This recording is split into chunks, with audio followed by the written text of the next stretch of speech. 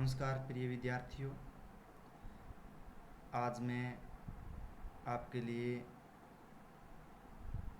जो बाहरी ग्रह थे वो वीडियो एक बार दोबारा लेकर के आया हूँ। हमने जो ग्रह पढ़े थे उन ग्रहों में हमने आंतरिक ग्रहों के बारे में पढ़ा था। जो सौरमंडल के ग्रह हैं उसमें हमने बुध ग्रह के बारे में पढ़ा, शुक्र ग्रह के बारे में पढ़ा, पृथ्वी के बारे में पढ़ा और मंगल ग्रह के बारे में पढ़ा। अब हम जो बाहरी ग्रह हैं उसमें सौरमंडल का सबसे बड़ा ग्रह बृहस्पति ग्रह है, शनि ग्रह है, अरुण और वरुण, ये चारों बाहरी ग्रह कहलाते हैं। और इन ग्रहों की आंतरिक ग्रहों से विशेषता अलग होती है। ये सूर्य की दूरी से बहुत अधिक दूर है और ये बड़े ग्रह कहलाते हैं। यानी क्रम से हम चलें बड़े ग्रहों की ओर तो उसमें बृहस्पति, शनि, अरुण और वरुण, ये चारों ग्रह बड़े ग्रह कहलाते हैं। और जो हमने कल पढ़ा था बुध, शुक्र, पृथ्वी और मंगल ग्रह, तो वो आंतरिक और उनका घनत्व या डेंसिटी अधिक है, इसलिए वो आंतरिक ग्रह कहलाते हैं। और आज हम इन्हीं ग्रहों के बारे में, सौरमंडल के जो 4 ग्रह हैं अन्य बड़े ग्रह और उनका घनत्व कम है, तो उनके बारे में पढ़ेंगे।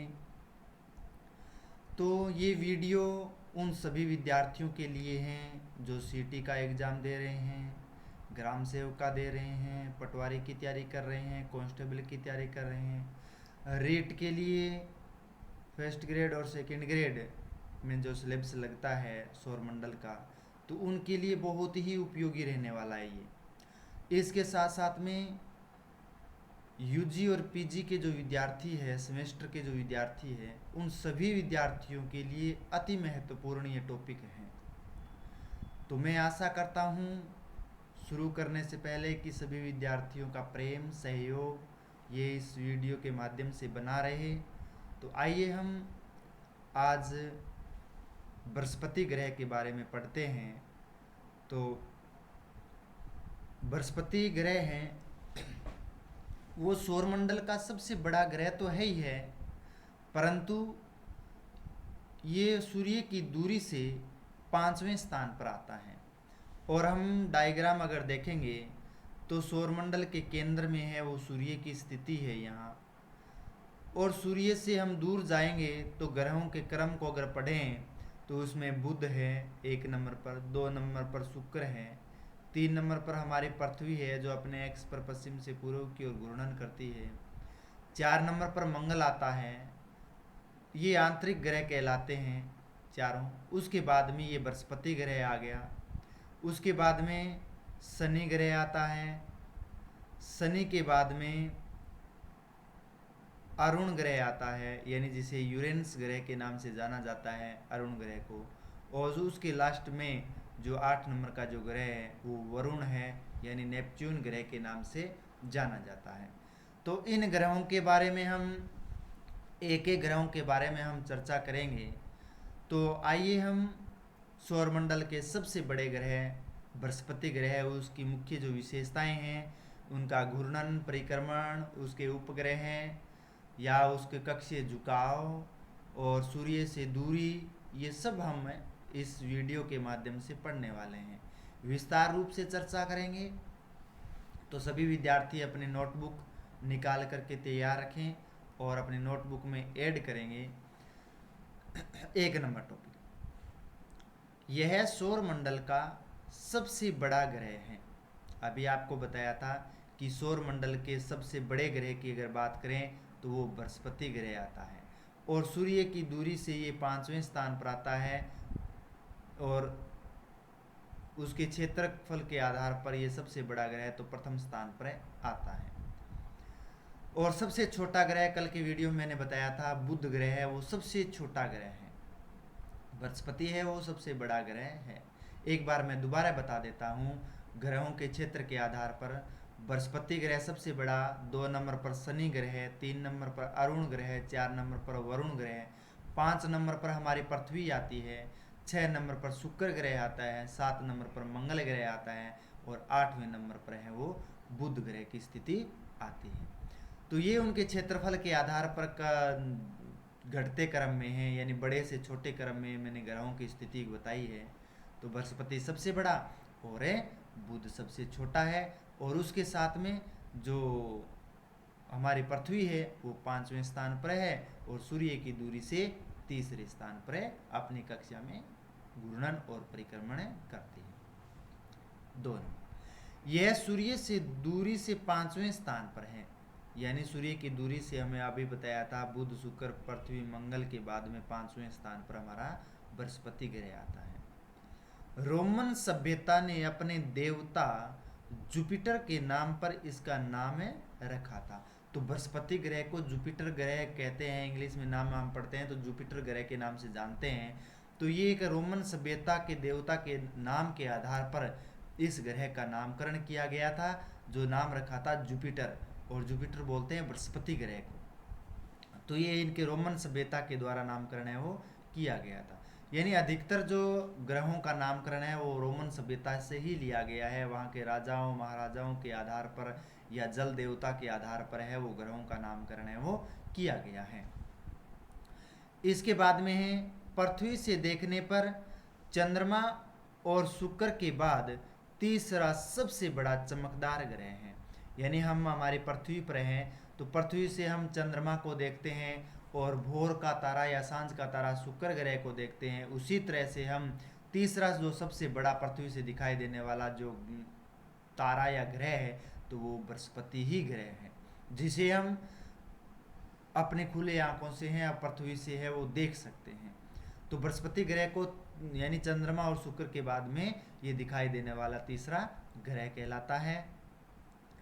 इसे देवताओं का ग्रह भी कहा जाता है, यानी इसे क्या कहते हैं, देवताओं का ग्रह भी कहा जाता है।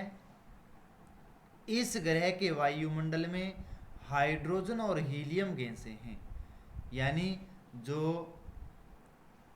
बृहस्पति ग्रह है उसमें हाइड्रोजन और हीलियम दोनों गैसें हैं वो पाई जाती हैं। दोनों गैसों का मिश्रण है, हाइड्रोजन भी है और हीलियम गैस भी मौजूद रहती है। तो हाइड्रोजन और हीलियम जो सबसे हल्की गैस है वायुमंडल की, ये गैस बृहस्पति ग्रह में पाई जाती है। इसका एक्स 1 डिग्री झुका होने के कारण यहाँ मौसम हमेशा समान रहता है। यानी जो बृहस्पति ग्रह है वो अपने एक्स पर, जिस तरह से उदाहरण के तौर पर पृथ्वी है वो 23.5 डिग्री पूर्व की ओर झुकी हुई है, उसी तरह से बृहस्पति ग्रह है वो 1 डिग्री का झुकाव रखती है। और 1 डिग्री का जो झुकाव है होने के वजह से वो लगभग सीधी रेखा में है, इसलिए उसमें मौसम का कोई परिवर्तन नहीं होता है। यानी हर वर्ष है वो एक सेम ही वो मौसम या जलवायु वहाँ पर बनी रहती है। तो मौसम में कोई परिवर्तन नहीं होता है क्योंकि 1 डिग्री झुकाव होने की वजह से यह ग्रह रेडियो तरंगें विकिरित करता है। जो रेडियो तरंगें आती है वो तरंगें क्या करते हैं, विकिरित करते हैं वापस। जिस तरह से पृथ्वी से आयन मंडल से जो रेडियो तरंगें विकिरित निकलती है EFD, इस तरह की EFD जो तरंगें निकलती है, उसी तरह से बृहस्पति ग्रह से भी रेडियो तरंगें हैं वो वापस विकिरित की जाती हैं।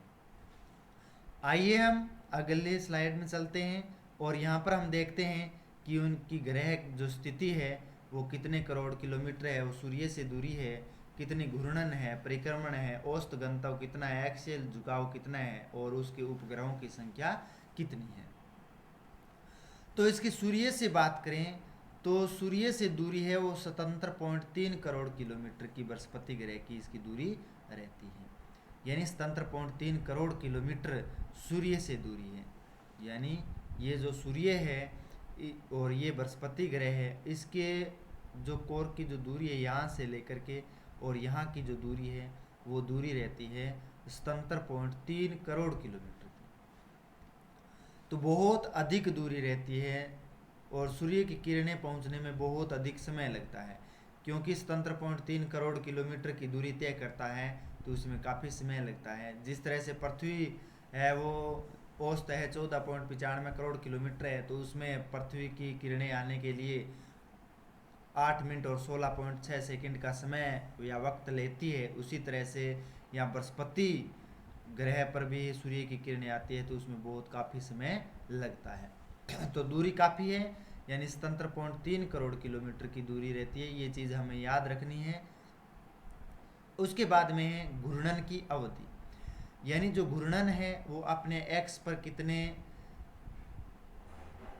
घंटे से एक चक्र है वो पूर्ण करती है। तो घूर्णन की अवधि है वो 9.8 घंटे, बहुत तेज रफ्तार से है। इतना बड़ा ग्रह होने के बावजूद भी ये सबसे तेज गति से घूमता है, 9.8 घंटे का समय लेती है और अपना एक चक्कर है अपने एक्स पर घूमता है बृहस्पति ग्रह, जिसे जुपिटर ग्रह के नाम से भी जाना जाता है।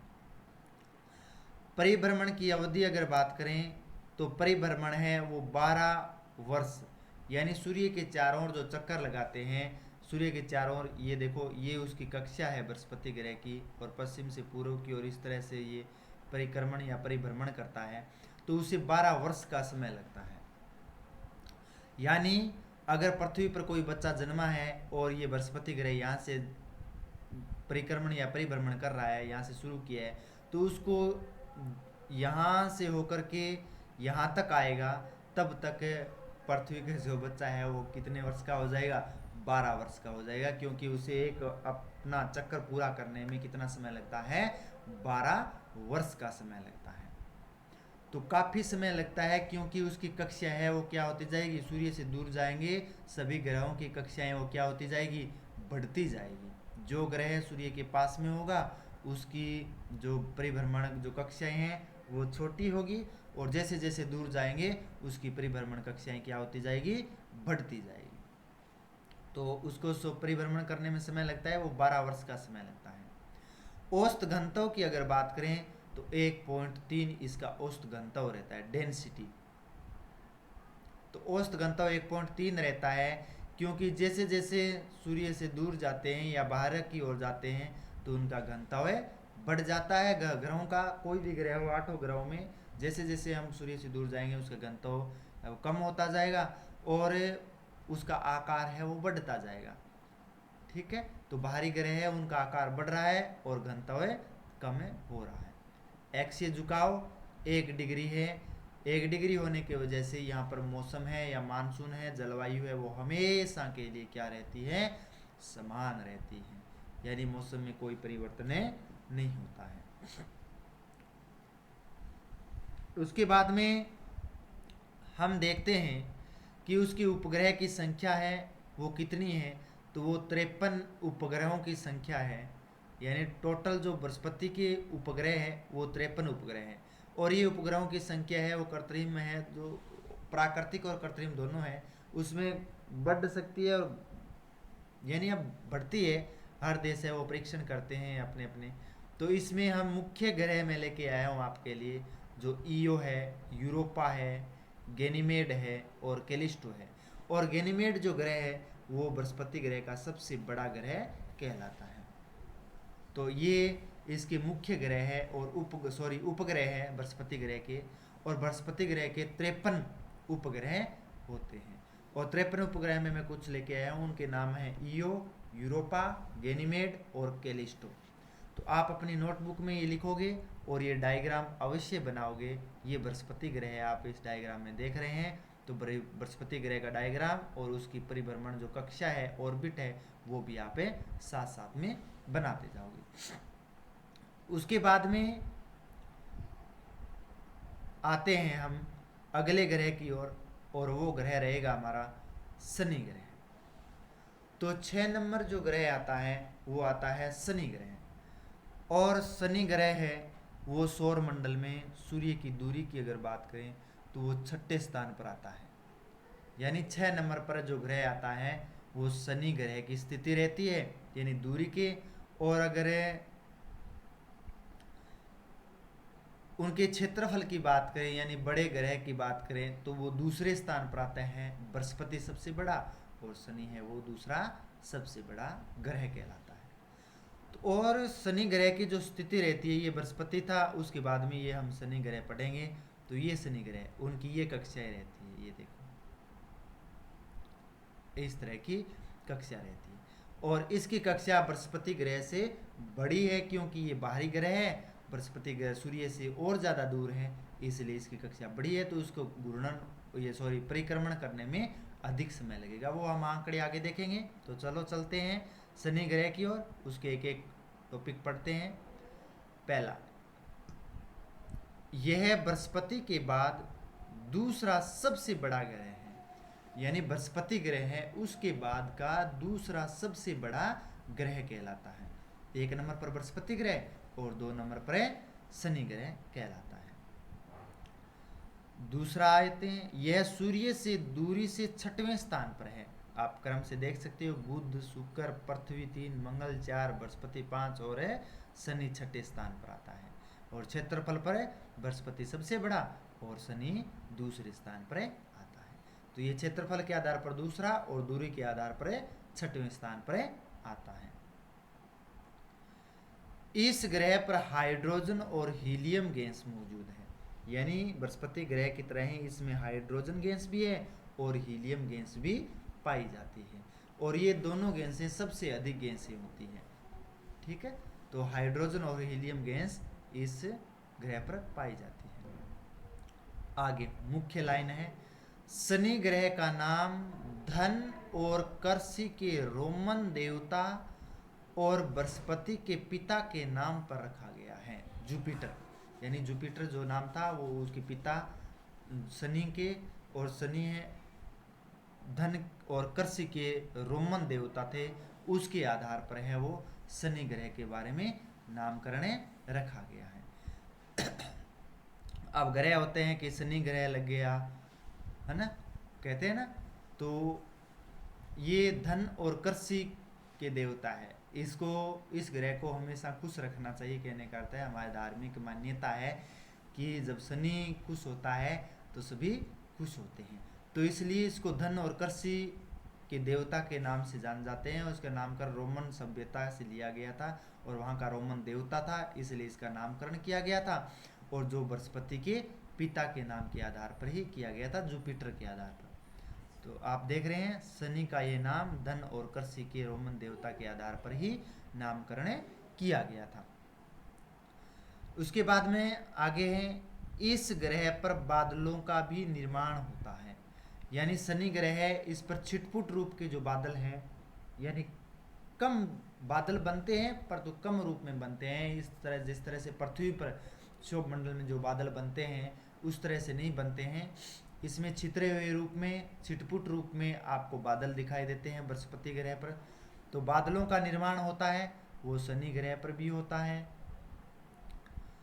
शनि ग्रह के क्षोभ मंडल में तापमान -130 डिग्री सेंटीग्रेड से 80 डिग्री सेंटीग्रेड तक होता है। यानी शनि ग्रह का जो तापमान रहता है वो कभी कभी तापमान -130 डिग्री तक चला जाता है और कभी प्लस में 80 डिग्री तक भी चला जाता है। तो उसमें दो तरह की चीज़ें होती है, माइनस कम चला जाता है, 130 डिग्री बहुत अधिक होता है तो पूरा का पूरा क्षेत्र बर्फ से ढक जाता है, यानी बर्फीला शीत क्षेत्र हो जाता है, कहने का अर्थ है। और जब प्लस में 80 डिग्री होता है तो वहाँ पर उष्ण यानी बहुत अधिक गर्म ग्रह हो जाता है। तो उसके क्षोभ मंडल में तापमान है वो -130 डिग्री सेंटीग्रेड और प्लस में 180 डिग्री सेंटीग्रेड तक हो जाता है। यानी तापमान है वो क्या होता है, बदलता रहता है, स्थिर तापमान नहीं रहता, कहने का अर्थ है। इसमें मौसम, जलवायु सब बदलती रहती है।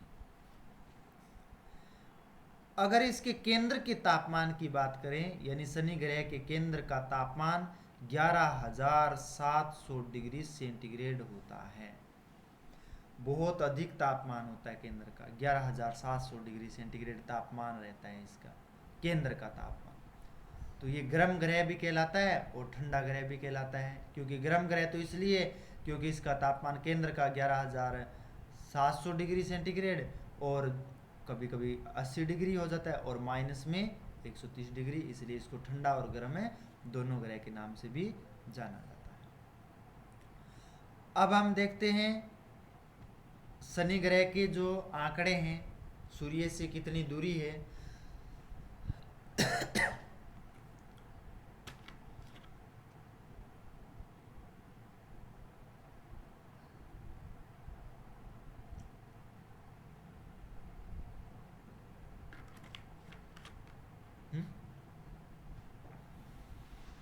कर दो, हो जाएगा, कोई दिक्कत नहीं, टेंशन मत लो, नो टेंशन। हाँ, आइए विद्यार्थियों, हम सूर्य से दूरी पढ़ते हैं। तो सूर्य से अगर दूरी की बात करें तो सूर्य से दूरी होती है 141.9 करोड़ किलोमीटर की। यानी सूर्य से दूरी है, ये सूर्य है केंद्र में है और ये शनि ग्रह है। तो यहाँ से लेकर के यहाँ तक की अगर सूर्य से दूरी अगर बात करें शनि ग्रह की, तो उसकी 141.9 करोड़ किलोमीटर, बहुत अधिक दूरी रहती है। 141.9 करोड़ किलोमीटर की इसकी दूरी रहती है सूर्य और शनि ग्रह के मध्य। घूर्णन की अवधि है, यानी एक्स अपने एक्स पर जो घूर्णन करती है वो 10.3 घंटे में अपना एक चक्कर जो अपने एक्स पर घूर्णन करती है वो पूर्ण कर लेता है। तो 10.3 घंटे का समय है वो शनि ग्रह को लगता है अपने एक्स पर घूर्णन करने के लिए। परिभ्रमण या परिक्रमण की अवधि है 29 वर्ष का समय लगता है। यानी शनि ग्रह जब यहाँ से चलकर यहाँ तक वापस उसी छोर पर आता है तो उसे 29 वर्ष का समय लगता है। और पृथ्वी पर अगर यहाँ से शुरू किया शनि ग्रह ने, तो बृहस्पति ग्रह ने किसी ने जन्म लिया है तो वापस शनि ग्रह घूम करके चारों ओर यहाँ पर आएगा तो वो बच्चा 29 वर्ष का हो जाएगा। यानी वो वोटर लिस्ट में भी नाम होगा, राशन कार्ड में भी नाम होगा, और उसके साथ साथ में वो आरपीएससी की भी तैयारी करेगा, है ना। तो प्रतियोगिता परीक्षा उसने सब डिग्री कर ली होगी, तब जाकर के शनि ग्रह वो अपने एक्स पर क्या सूर्य के चारों ओर परिक्रमा करके एक चक्कर पूरा करता है। उसकी लगभग शादी भी हो जाएगी, यानी लगभग 29-30 साल का बच्चा हो जाएगा तो उसके सभी जो कार्य वो हो जाते हैं, पढ़ाई लिखाई घर गृहस्थी का सब चीज़ें हो जाती है। तो 29 वर्ष का समय लगता है, बहुत काफ़ी समय लगता है। औसत घनत्व की बात करें तो हल्का ग्रह है 0.7 इसका घनत्व रहता है शनि ग्रह का, और इसलिए ये जैसे जैसे बाहर की ओर जाते हैं घनत्व है वो कम होता जाता है। तो घनत्व कम रहता है, हल्के ग्रह हैं, डेंसिटी इनकी बहुत ही कम है, तो 0.7 इसका औसत घनत्व रहता है। अक्षीय झुकाव, अपने एक्स पर जो झुकाव रखता है वो 2.5 डिग्री का रखता है, 2.5 डिग्री का झुकाव रखता है।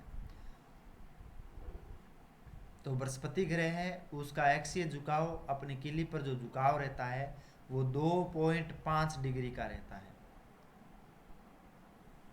ठीक है। और उसके उपग्रह की अगर बात करें तो उपग्रह की संख्या है वो 53 है, यानी 53 इनकी उपग्रह की संख्या है। और उनका सबसे बड़ा उपग्रह है वो टाइटन है। यानी शनि ग्रह के उपग्रहों की अगर संख्या की बात करें तो वो 53 उपग्रह उसके मौजूद है, जो शनि ग्रह के चारों ओर क्या करते हैं, परिक्रमा करते रहते हैं। परंतु इसके जो सबसे बड़े उपग्रह की जो अगर बात करें तो वो आता है टाइटन आता है, सबसे बड़ा उपग्रह है टाइटन। और उपग्रहों की संख्या 53 है, अक्षीय झुकाव 2.5 डिग्री है, औसत घनत्व 7 है, परिभ्रमण की अवधि 29 वर्ष है, घूर्णन की अवधि 10.3 घंटे है, और सूर्य से दूरी की बात करें तो वो 141.9 करोड़ किलोमीटर में रहती है। तो ये हमने विस्तार से शनि ग्रह के बारे में पढ़ा था। शनि ग्रह के बारे में लिखो तो आपको ये डायग्राम बना लेना, सूर्य केंद्र में और शनि की कक्षा इस तरह से दर्शा लेना, ठीक है। और एक तरफ है ये लिख देना। आगे हम पढ़ते हैं 7 नंबर जो ग्रह है वो ग्रह आता है अरुण ग्रह। सूर्य से दूरी क्रम से पढ़ें तो 7 नंबर का जो ग्रह आता है वो अरुण ग्रह यानी यूरेनस ग्रह के नाम से जाना जाता है। ये ग्रह आप देख रहे हैं सूर्य से दूरी, और ये अपनी कक्षा है वो सूर्य से दूर जाते हैं तो उसकी कक्षाएं क्या होती जाती है, बढ़ती जाती है। और ये देखो यहाँ पर इसकी कक्षा बढ़ रही है और इसको बहुत अधिक समय लगता है सूर्य के चारों ओर परिक्रमण करने में। चलो देखते हैं कितना समय लगेगा, कब इसकी खोज हुई थी, इसके आंकड़े पढ़ेंगे तो हमें पता चलेगा कि इसे अरुण ग्रह क्यों कहते हैं या यूरेनस ग्रह क्यों कहते हैं, और इसकी घूर्णन परिक्रमण, इसका झुकाव या फिर उसकी अलग विशेषता क्या है वो भी हमें पढ़ेंगे।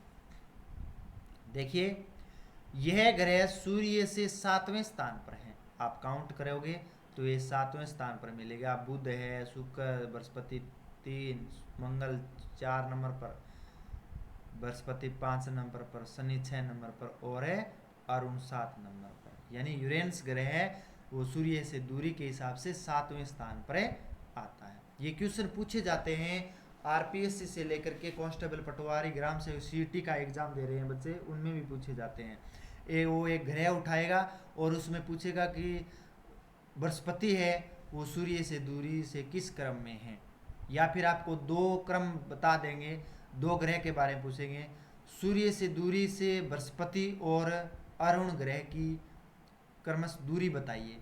तो आप उसमें आपको पता होगा, क्रम से याद पता होगा तो आप बता सकते हैं कि बृहस्पति है वो 6 नंबर पर और यूरेनस है वो 7 नंबर पर। उसमें ऑप्शन भी दिए जाएंगे 6, 7, 5, 6, 4, 3, 1, 8, इस तरह से आपको ऑप्शन देंगे।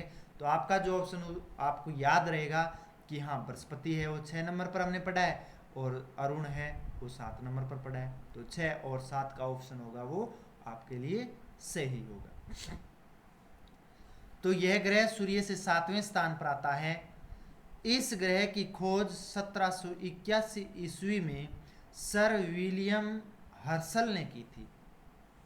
यानी अरुण ग्रह की जो खोज की थी वो सर विलियम हर्शल ने की थी 1781 में। तो 1781 ईस्वी में इसकी खोज की गई थी अरुण ग्रह की। तब से लेकर के अब तक अरुण ग्रह को ग्रह की एक मान्यता है कि ये ग्रह है अपने कक्षा में है, वो सूर्य के चारों ओर परिक्रमा करता रहता है और अपने घूर्णन एक्स पर घूर्णन करता है। तो इसकी खोज 1781 में, ये देखो इस ग्रह की खोज 1781 ईस्वी में सर विलियम हर्शल ने की थी। तो ये इन्होंने खोज की थी। इसे खुली आंखों द्वारा नहीं देखा जा सकता है, यानी हमारी पृथ्वी से अगर हम देखते हैं तो बहुत काफ़ी दूर रहता है और इतनी काफ़ी दूर होने के वजह से हम अपनी खुली आंखों से इस ग्रह को नहीं देख सकते हैं। ठीक है, तो इसको देखना नामुमकिन है, हम अपनी आंखों से इस ग्रह को नहीं देख सकते हैं क्योंकि इसे पृथ्वी से बहुत अधिक दूर रहता है, इसकी दूरी बहुत अधिक है। इसके वायुमंडल में मीथेन गैस होने के कारण इसे हरा ग्रह भी कहा जाता है, यानी हरे रंग के ग्रह के रूप में इसको जाना जाता है। नीला हमारे पृथ्वी को कहते हैं और अरुण ग्रह को है वो हरा ग्रह कहते हैं, क्योंकि इस ग्रह में सबसे अधिक गैस की जो मात्रा है वो मीथेन गैस की मात्रा है। इसलिए इस ग्रह पर हमेशा प्रकाश कम पहुंचता है, शीत क्षेत्र रहता, ठंडा ग्रह है, इसलिए यहाँ पर क्या होता है कि धुंध सी छाई रहती है। धुंध छाई रहने की वजह से इसमें हरापन दिखाई देता है मीथेन गैस के कारण, और मीथेन गैस भारी गैस होती है, ये सबसे भारी गैस होती है मीथेन गैस। तो मीथेन गैस इसमें मौजूद रहती है, इसलिए इस ग्रह को हरा ग्रह भी कहा जाता है। इसके वायुमंडल में रहती है विद्यमान मीथेन गैस। यह एकमात्र ऐसा ग्रह है जो एक ध्रुव से दूसरे ध्रुव तक हमेशा सूर्य के सामने रहता है, यानी कभी पहला ध्रुव सामने आता है कभी दूसरा ध्रुव, क्योंकि इसका एक्सीय झुकाव बहुत अधिक है, सबसे अधिक इसे एक्सीय झुकाव मिलेगा। ये देखो यह अपने एक्स पर, ये सॉरी मिस प्रिंट हुआ है, अपने एक्स पर या एक्सिस पर 98 डिग्री झुकी होने के कारण इसे लेटा हुआ ग्रह कहते हैं। यानी एकदम लेटा हुआ यानी सोया हुआ ग्रह कहते हैं इसको, क्योंकि ये 98 डिग्री लगभग 100% है वो, बस दूसरी तरफ एक्स है उसका ध्रुव है, वो ऊपर नीचे नहीं है, बाएं और दाएं मिलेंगे इसके, क्योंकि इसका 98 डिग्री झुकाव है। तो इसका ध्रुव है, कभी ये ध्रुव सामने आ जाता है सूर्य के यहाँ पर, और कभी बाद में ये घूर्णन करता है तो ये ध्रुव उसके सामने आ जाता है। तो ध्रुवीय क्षेत्र है वो सूर्य के प्रत्यक्ष रूप से सामने आते हैं दोनों बारी बारी से, तो इसलिए इसको लेटा हुआ या सोया हुआ ग्रह भी कहा जाता है, अरुण ग्रह को। हरा ग्रह है, ये 98 डिग्री झुका हुआ है, तो ये इसकी मुख्य विशेषता थी। 1781 ईस्वी में इसकी खोज हुई थी, इसको खोजा गया था, सर विलियम हर्शल ने इसकी खोज की थी, और ये क्रम से 7वें स्थान पर आता है दूरी के हिसाब से। अगर क्षेत्रफल से बात करें वो तीसरे सबसे बड़ा ग्रह है, सौरमंडल का तीसरा सबसे बड़ा ग्रह, बृहस्पति शनि और अरुण तीसरा सबसे बड़ा ग्रह आता है। ठीक है, तो इसके वायुमंडल में मीथेन गैस होने के कारण इसको हरा ग्रह भी कहा जाता है। अब आइए हम इसके जो अन्य आंकड़े हैं वो पढ़ लेते हैं। तो सूर्य से दूरी देखिए बहुत अधिक है, 285.4 करोड़ किलोमीटर, यानी 285.4 करोड़ किलोमीटर की सूर्य और यूरेनस यानी अरुण ग्रह के बीच में दूरी रहती है। यानी यहाँ से ये सूर्य है और यहाँ से लेकर के ये यूरेनस यानी अरुण ग्रह है, इसके बीच की दूरी अगर बात करें तो 285.4 करोड़ किलोमीटर की मध्य की दूरी रहती है। दूरी अधिक है तो सूर्य का प्रकाश बहुत ही कम पहुंचता है, यहाँ पर न के बराबर पहुंचता है, इसलिए यहाँ पर शीत क्षेत्र रहता है, तो वहाँ पर हमेशा ठंडे बनी रहती है। तो अधिक दूरी है। घूर्णन की अवधि यानी अपने एक्स पर अपनी किल्ली पर जो घूर्णन करता है, इस तरह से रोटेशन करता है, तो वो 10.8 घंटे का समय लगता है। एक आप नोट करके लिखोगे, इसकी जो परिभ्रमण जो गति है वो विपरीत है अन्य ग्रहों से। जिस तरह से शुक्र ग्रह की पूर्व से पश्चिम है, तो अरुण ग्रह की भी पूर्व से पश्चिम की ओर है। ये इस ओर नहीं घूमता है, पश्चिम से पूर्व की ओर नहीं घूमता है, ये क्या करता है पूर्व से पश्चिम की ओर इस तरह से आता है, पूर्व से पश्चिम की ओर इस तरह से विपरीत दिशा में क्या करता है, परिक्रमण करता है, सूर्य के चारों ओर चक्कर लगाता है विपरीत दिशा में, इस तरह से। जिस तरह से हमारा शुक्र ग्रह लगाता है विपरीत दिशा में लगाता है, पूर्व से पश्चिम। तो ये नोट करके लिखोगे, अरुण ग्रह सूर्य के चारों ओर चक्कर पूर्व से पश्चिम की ओर लगाता है, या परिभ्रमण या परिक्रमण है पूर्व से पश्चिम की ओर रहता है। तो ये आप अवश्य डालोगे। तो इसकी घूर्णन अवधि 10.8 घंटे का समय लेती है, ये अपने एक्स पर एक चक्कर पूरा करने में। परिभ्रमण अवधि सूर्य के चारों ओर 84 वर्ष का समय लगता है, बहुत अधिक समय लगता है, क्योंकि इसका ऑर्बिट है वो बहुत बड़ा है, और इतना बड़ा होने की वजह से उसे एक चक्कर पूरा करने के सूर्य के 84 वर्ष का समय लगता है। और पृथ्वी पर अगर बच्चा जन्मा है तो वो 84 वर्ष का हो जाएगा, लगभग वृद्धावस्था में हो जाएगा, है ना। तो तब जा करके वो अपने सूर्य के चारों ओर है वो एक चक्कर पूरा करता है। 84 वर्ष बहुत अधिक समय लगता है उसे। औसत घनत्व की बात करें तो 1.5 इसका औसत घनत्व रहता है, यानी शनि ग्रह से अधिक इसका घनत्व है, 1.5 है। ठीक है। एक्सीय झुकाव 97.9 यानी 98 डिग्री के आसपास इसका एक्सीय झुकाव रहता है, इसलिए दोनों ध्रुव है वो सूर्य के प्रत्यक्ष रूप से सामने आते हैं, कभी एक फिर दूसरा रोटेशन करते दूसरा आता है। ठीक है, तो इसलिए इसको सोया हुआ या लेटा हुआ ग्रह भी कहा जाता है। उपग्रह की संख्या की अगर बात करें तो इसकी उपग्रह की संख्या 27 है। अरुण ग्रह के उपग्रहों की संख्या या यूरेनस ग्रहों के उपग्रहों की संख्या 27 है मुख्य उपग्रह। और उपग्रह वो होते हैं जो ग्रहों के चारों ओर क्या लगाते हैं, चक्कर लगाते हैं, तो उसको उपग्रह कहते हैं। तो अरुण ग्रह के 27 उपग्रह हैं जो अरुण ग्रह के चारों ओर चक्कर लगाते हैं, घूमते हैं। तो ये था अरुण ग्रह। अब हम अगला ग्रह पढ़ते हैं, अंतिम ग्रह पढ़ते हैं, वो आता है वरुण ग्रह। और हमारे धार्मिक मान्यता के आधार पर वरुण वो एक जल देवता को कहते हैं, वरुण कहते हैं ना, जल को कहते हैं वरुण देवता। तो वरुण देवता पढ़ेंगे, वरुण ग्रह के बारे में पढ़ेंगे तो हम सौरमंडल का 8वां ग्रह है। सूर्य से दूरी की बात करें तो सबसे अधिक दूरी पर 8वें स्थान पर ये ग्रह आता है। और क्षेत्रफल की बात करें तो क्षेत्रफल में चौथा सबसे बड़ा ग्रह सौरमंडल का आता है, जो उसकी सबसे बाहरी कक्षा रहती है सौरमंडल की।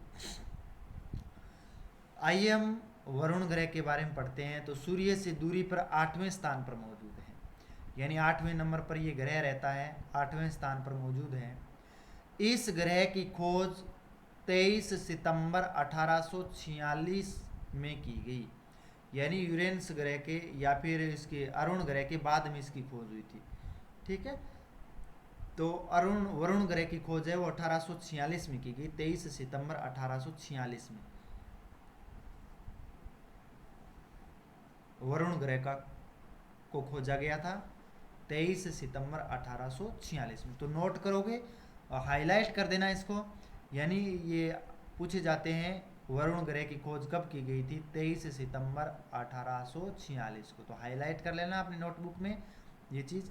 8वें स्थान पर है तो ये भी हाईलाइट कर लेना। इस ग्रह पर मुख्यतः नाइट्रोजन गैस पाई जाती है, यानी महत्वपूर्ण नाइट्रोजन गैस भी है, इसके साथ साथ में हाइड्रोजन और हीलियम गैस भी आपको मिलेगी। नाइट्रोजन के साथ साथ मुख्यतः गैस की बात करें तो वो नाइट्रोजन गैस है। यहाँ कई जागृत ज्वालामुखी भी पाई जाती हैं, यानी वरुण ग्रह पर जो ज्वालामुखी है वो भी पाई जाती हैं। और वो ज्वालामुखी, जागृत ज्वालामुखी क्या किसको कहते हैं, या सक्रिय ज्वालामुखी या जागृत ज्वालामुखी, जो हमेशा उसमें उद्गार होता रहता है, मैग्मा है वो बाहर निकलता रहता है, गैस से बाहर निकलती रहती है, जलवाष्प बाहर निकलता रहता है, उसको सक्रिय या जागृत ज्वालामुखी कहते हैं। तो ये वरुण ग्रह पर भी ज्वालामुखी वो पाई जाती है। ठीक है, तो जिस तरह से हमारे पृथ्वी पर जागृत ज्वालामुखी, प्रसुप्त ज्वालामुखी और मृत ज्वालामुखी पाई जाती है, तो उसी तरह से वरुण ग्रह पर है वो सक्रिय या जागृत ज्वालामुखी है वो पाई जाती है, हमेशा उसमें उद्गार होता रहता है। तो जागृत ज्वालामुखी भी मौजूद है इसमें।